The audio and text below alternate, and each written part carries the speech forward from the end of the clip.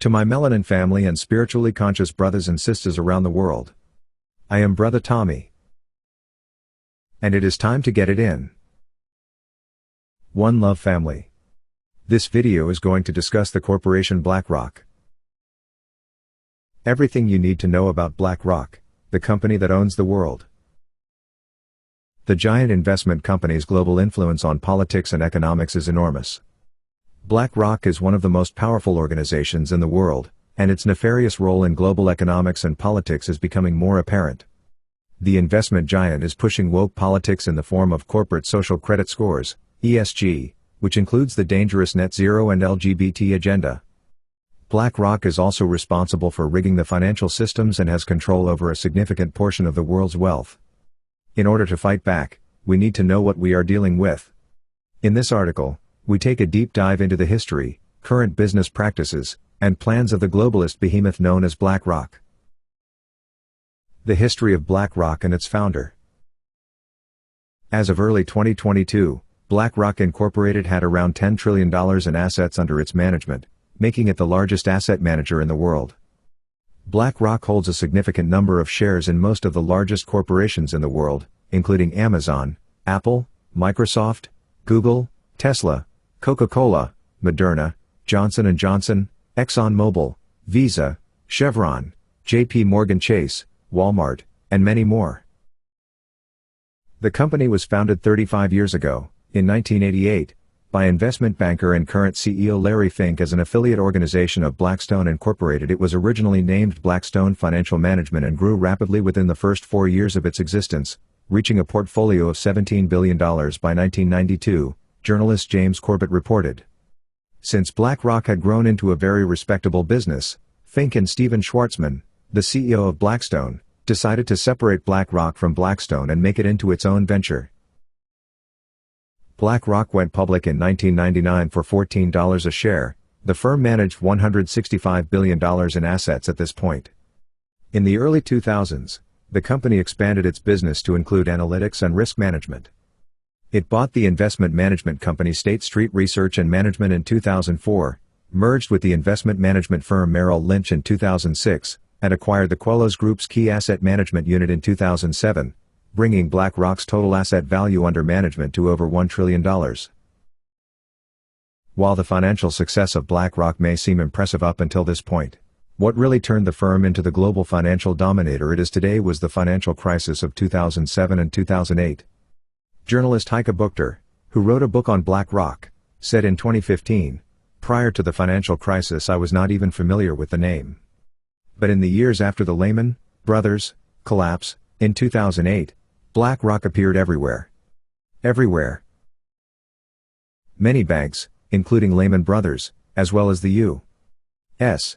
government and the Federal Reserve turned to Fink and BlackRock for help to sort out the complicated financial instruments that had led to the crisis and to assist with the 2008 bailouts.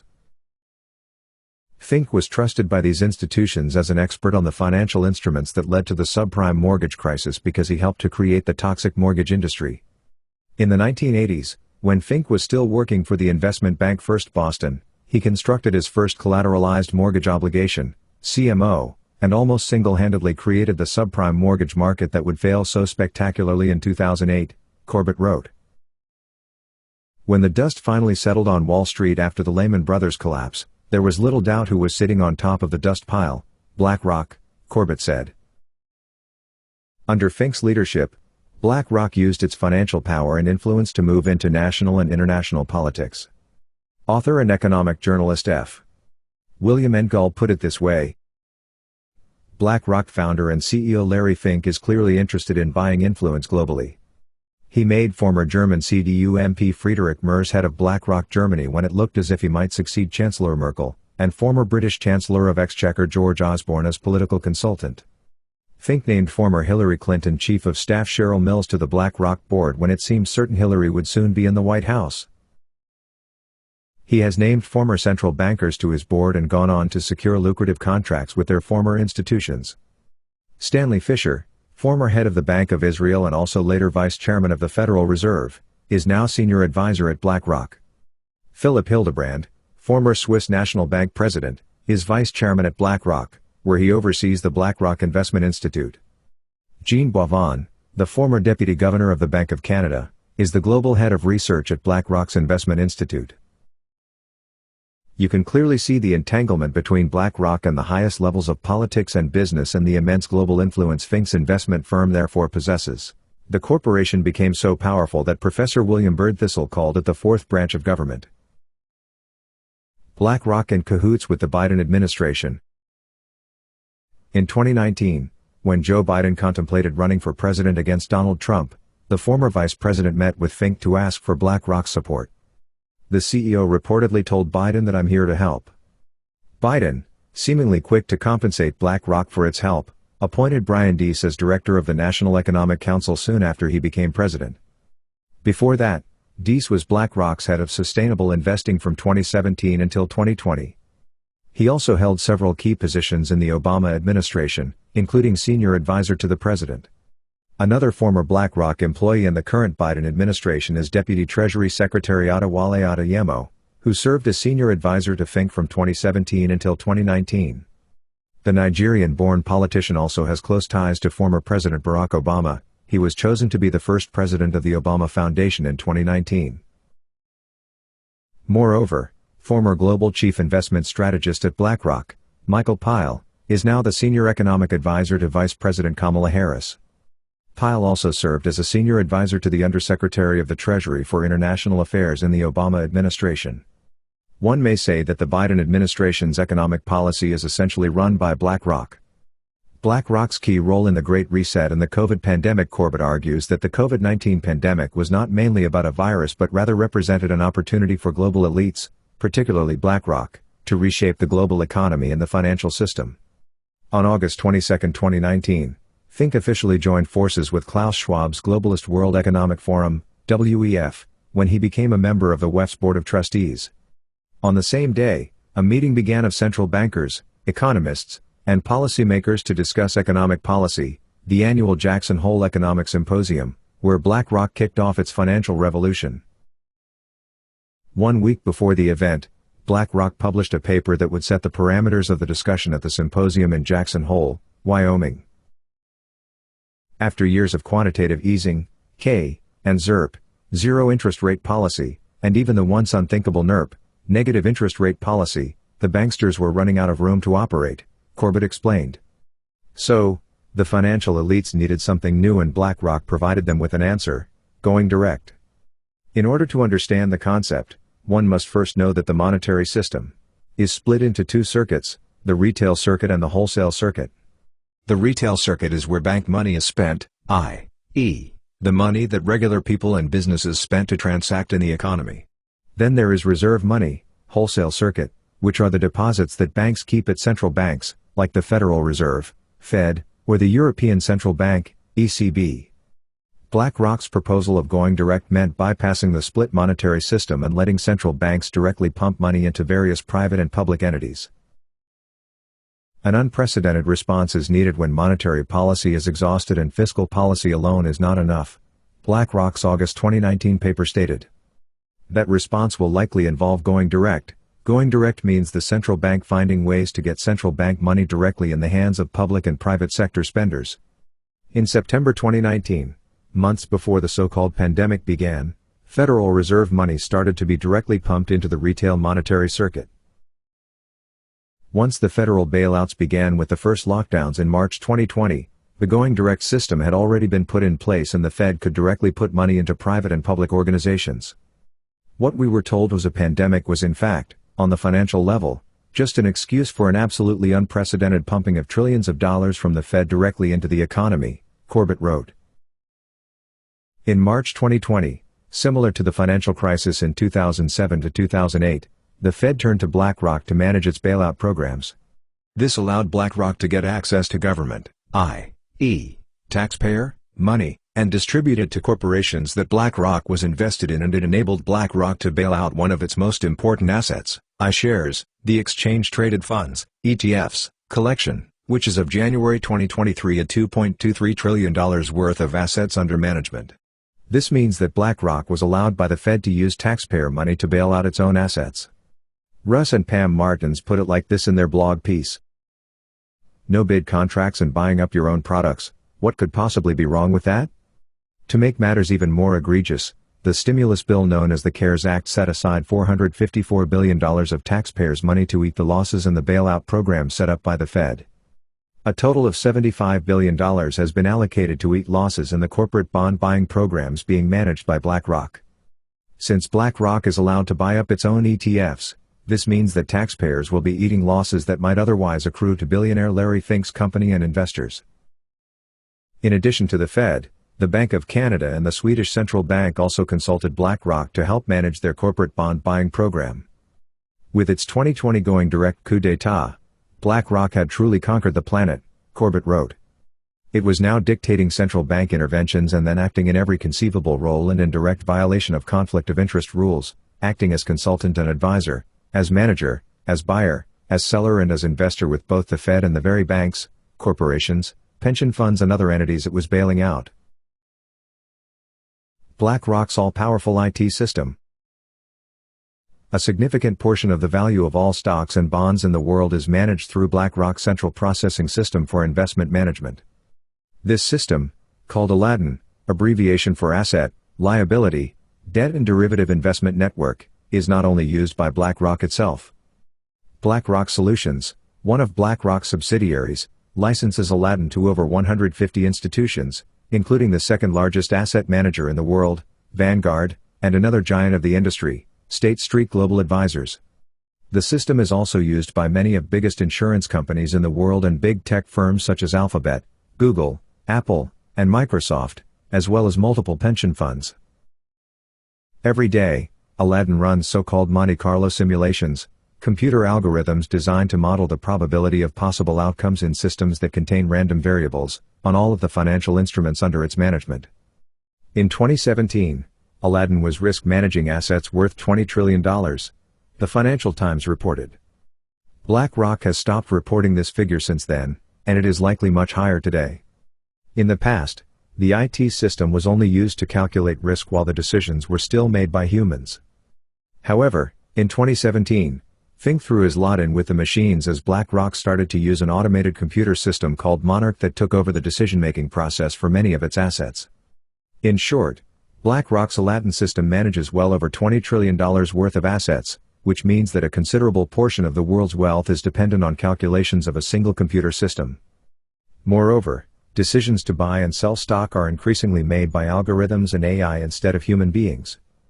Mistakes in the algorithms, whether they are deliberate or not, could therefore result in a disaster for the world economy. The burning question that remains is what BlackRock plans to do with all the immense power and influence it acquired. How BlackRock controls the world.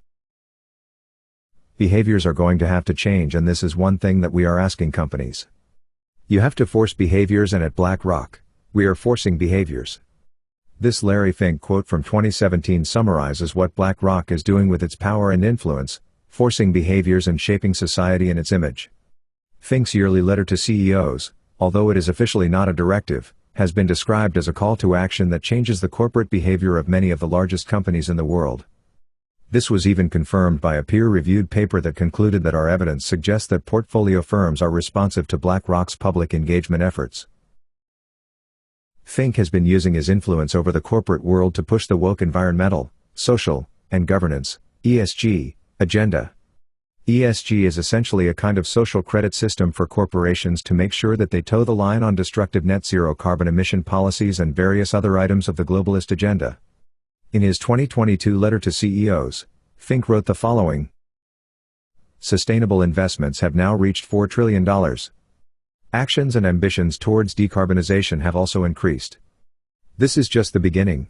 The tectonic shift towards sustainable investing is still accelerating. Whether it is capital being deployed into new ventures focused on energy innovation, or capital transferring from traditional indexes into more customized portfolios and products, we will see more money in motion. Every company in every industry will be transformed by the transition to a net zero world. The question is, will you lead, or will you be led? He also made it clear that BlackRock demands that corporations follow the net zero ESG agenda. Stakeholder capitalism is all about delivering long-term, durable returns for shareholders.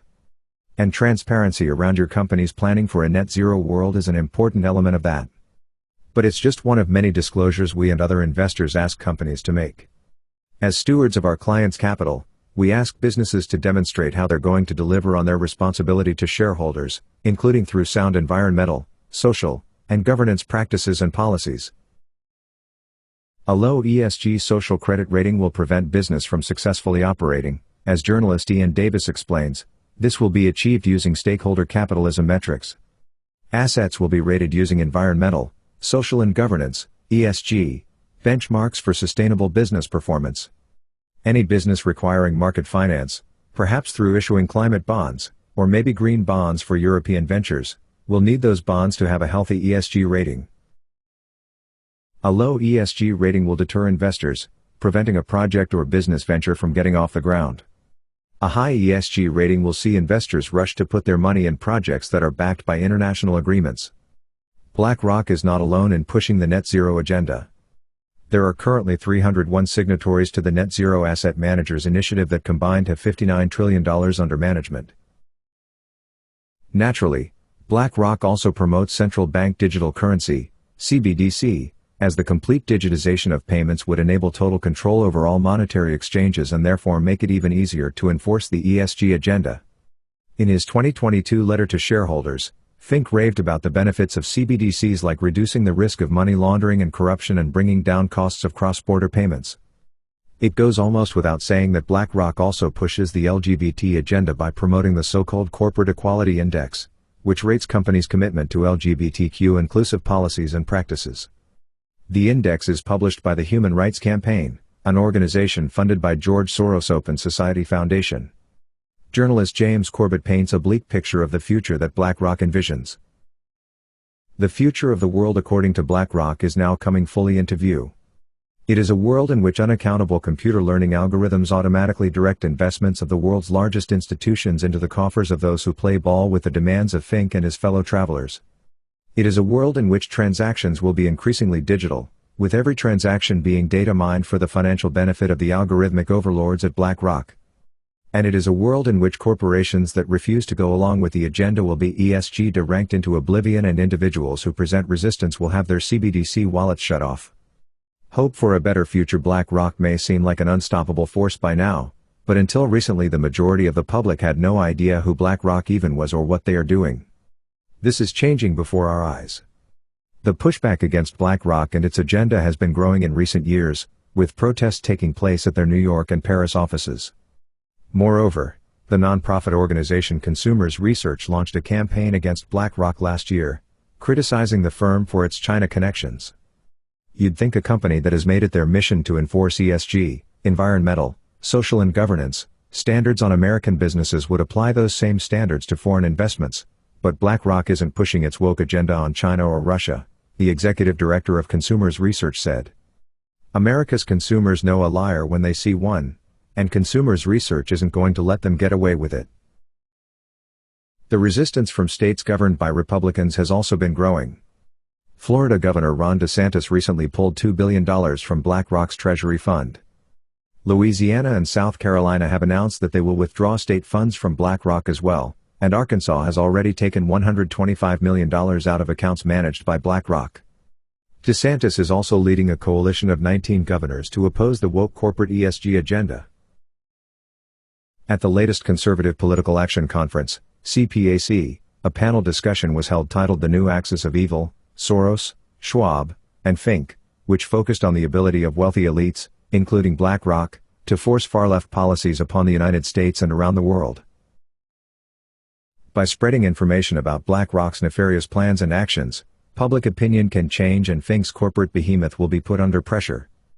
The economic collapse that is likely to occur in the near future will have people looking for those responsible for the crisis, and BlackRock is certainly among the perpetrators. It remains to be seen whether or not BlackRock is going to be able to retain its power and influence now that it will be in the spotlight and public opinion is turning on them. Thanks for listening, family. Please like the video and subscribe to the channel. Until the next video. Peace.